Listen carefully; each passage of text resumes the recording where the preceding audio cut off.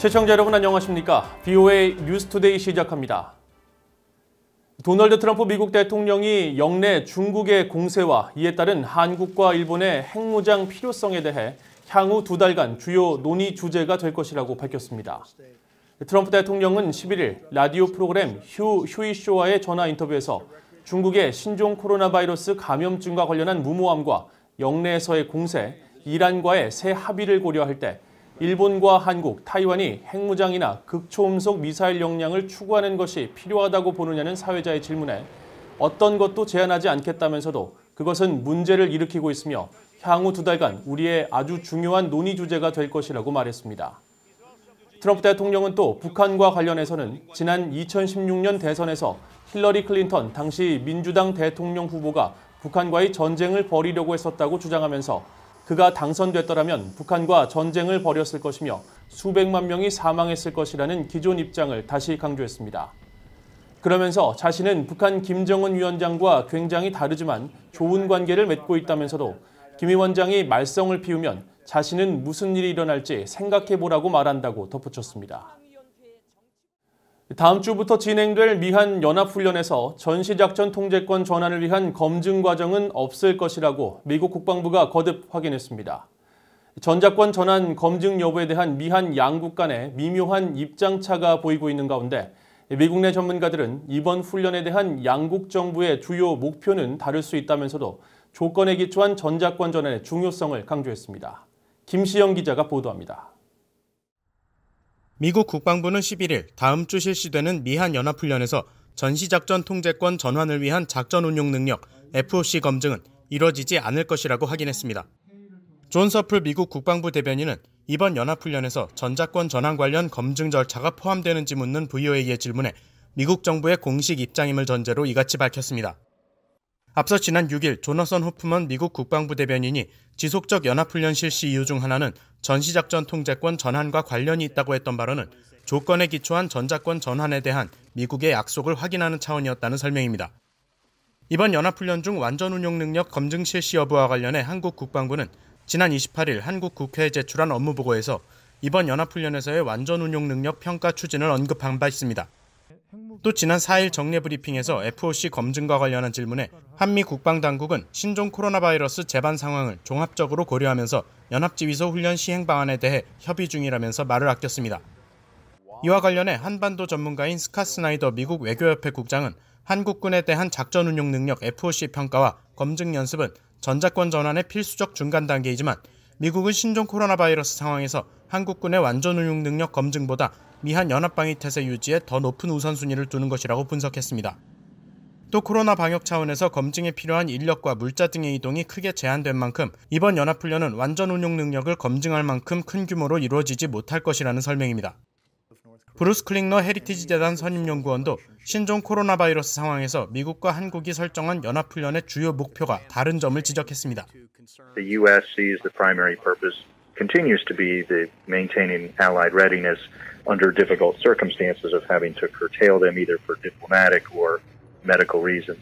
The Moon administration is very eager to achieve OPCON transition during its tenure, even though both countries agreed that the transfer would be based on a conditions-based philosophy rather than timeline-based.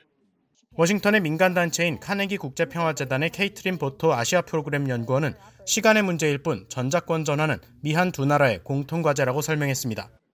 Although the Moon administration has focused so intensely on OPCON transfer, I think it's a major priority for the U.S. too. So I think it would be a mischaracterization to say that there's a big dispute between the U.S. and South Korea about whether to focus on readiness or OPCON transfer. I think it's certainly a priority for both. 그동안 미국과 한국 측 모두 이번 훈련에서 전작권 전환에 초점을 두게 될 것이라고 밝혔던 만큼 가능한 이번 훈련을 안전하고 효율적으로 마치는 것이 우선이라는 설명입니다. VOA 뉴스 김시영입니다. 북한의 이번 여름 폭우 피해가 예년보다 심각할 수 있다는 전망 속에 북한의 수해 대응 체계가 열악해 피해가 더 크다는 지적이 나오고 있습니다. 기반시설 구축과 황폐화된 산림을 복원하는 등의 근본적인 문제를 해결하지 않고서는 수십 년째 반복되고 있는 홍수 피해를 줄일 수 없다는 지적이 나옵니다. 안소영 기자가 취재했습니다. 미국 민간 위성업체 플래넷랩스가 포착한 지난 6일 북한의 곡창지대 황해남도 숙천군의 모습입니다. 일주일 동안 이어진 집중호우로 숙천군 일대 농경지가 온통 흙탕물에 뒤덮였습니다. 한 달 전 뚜렷하던 논밭 경계는 허물어졌습니다. 물이 없었던 남포의 마을에까지 물이 들어찼습니다. 지난 6일 북한의 강수량이 최악의 홍수 피해가 발생했던 지난 2007년 당시보다 더 많은 것으로 파악되면서 북한의 올해 피해 상황은 심상치 않을 것으로 예상됩니다. 북한이 수십 년 동안 매해 거듭되는 장마와 태풍에 큰 피해를 보는데 제롬 소바주 전 평양주재 유엔개발계획 사무소장은 가장 큰 원인은 열악한 재난관리 시스템, 특히 조기경보 작동체계와 기반시설 문제를 꼽았습니다. What we're talking about is how do we inform a community in a valley somewhere, and that may be quite remote.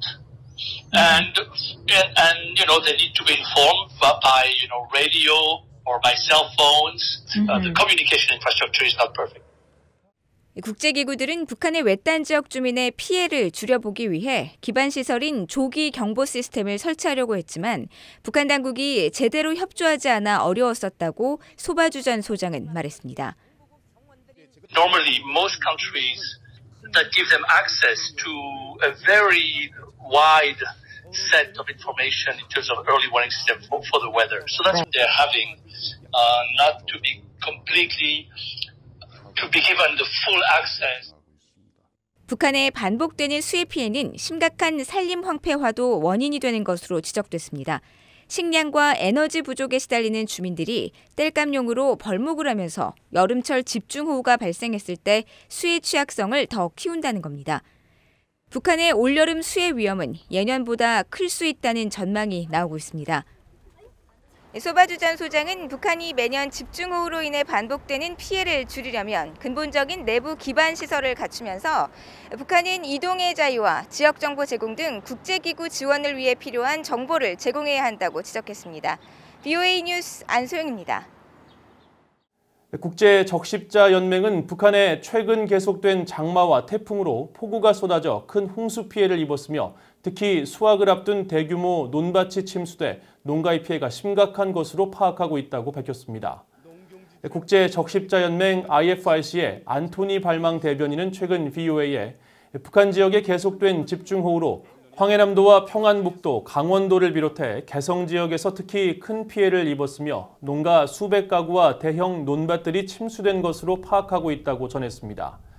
현재 유일하게 북한 전역에 접근이 가능한 국제적십자연맹은 북한 주민 4만 3천 명을 상대로 봉사자 교육을 실시해 홍수 피해 복구와 코로나 방역 작업에 투입하고 있다면서 이들이 홍수 피해가 심한 9개 지역에 투입돼 주민 대피와 구호 물품 전달, 심리적 응급치료 등의 활동을 하고 있다고 밝혔습니다. 발망 대변인은 이어 현재까지도 북한의 폭우와 강풍으로 인한 피해가 지속되고 있고 또 다른 태풍의 북상이 예고돼 피해가 더 확산될 것으로 예상된다면서 추후 추가적인 정보와 상황을 공개할 것이라고 밝혔습니다. 인도 정부는 유엔 안보리의 대북 결의에 따라 송환할 북한 국적 노동자가 한 명도 없다고 유엔 대북제재위원회에 보고했습니다.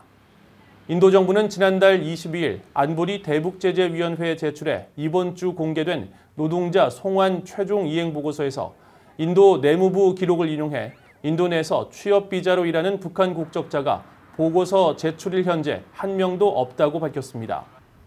인도 정부는 이어 대북결의 2397호 이행과 관련해 인도의 외국인 법 관련 규정에 따라 불법 체류 외국인을 확인해 추방할 수 있다는 점을 명시했습니다. 인도 정부는 지난해 8월 제출한 노동자 송환 이행 중간 보고서에서도 관할권 내 취업 비자를 소유한 북한 노동자가 한 명도 없다고 밝힌 바 있습니다. 유엔 안전보장이사회 대북제재위원회는 한국 경기도가 신청한 북한 농업 지원을 위한 온실 건설용 자재 등 36만 7,800여 달러 규모에 대한 제재 면제를 승인했다고 밝혔습니다. 대북제재위가 최근 공개한 자료에 따르면 경기도는 북한 남포시와 평안남도 내 취약계층의 영양 개선 지원 사업을 위해 지난달 24일 이 같은 제재 면제를 유엔에 신청했으며 지난 4일 최종 승인을 받았습니다.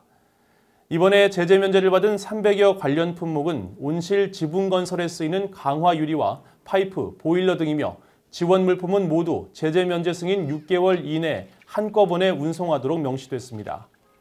대북제재위는 이어 유엔의 대북제재 조치는 북한 주민들에게 부정적 영향을 주기 위한 것이 아니라는 점을 거듭 강조하면서 한국 정부 역시 제재 면제 품목과 서비스 지원을 위해 필요한 사업에 필요한 금융 거래만 하도록 엄격히 집행할 것을 당부했습니다. 이상으로 VOA 뉴스투데이를 마칩니다. 시청해주신 여러분 고맙습니다.